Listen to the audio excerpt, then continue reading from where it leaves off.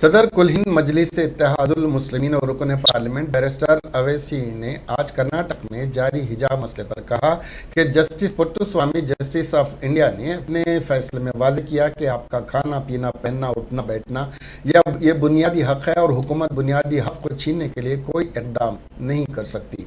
मगर बदकिस्मती से मुल्क में बरसर इक़्तिदार भारतीय जनता पार्टी हुकूमत का नज़्म व नस्क़ पर अमन तरीके से चलाने के बजाय अवाम के बुनियादी हुकूक को तल्फ करने में मसरूफ़ है। 3 मरतबा कहा उसने, तो यही मैं कह रहा हूं, अगर भीड़ आ जाती है, गोलियां चलती है, सिर्फ 5 सेकंड के लिए तुम ठहरो, रहमत नाज़िल होगी, तुम्हारे हौसले बुलंद हो जाएंगे। सिर्फ 5 सेकंड ठहरो। तुम अगर एक नफर ठहर जाओगे, तुम अगर एक नफर असमौली में अच्छा फैसला ले लोगे कि डर की बुनियाद पर वोट नहीं दिया जाएगा, उम्मीद की बुनियाद पर वोट दिया जाएगा। मेरे अजीज दोस्तों और बुजुर्गों, डरने और घबराने की जरूरत नहीं है। अच्छा, अभी आप देखें, हम पहले से आपको वार्न करके जा रहे हैं, शाम में 6 बजे से टीवी पे शुरू हो जाएगा।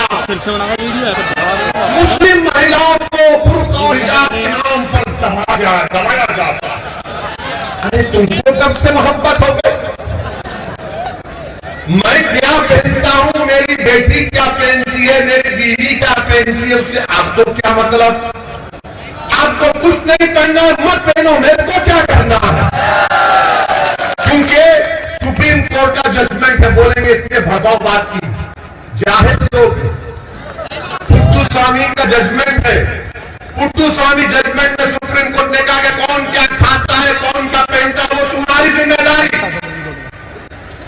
अब तो सुप्रीम कोर्ट ने 377 को भी बर्खास्त कर दिया।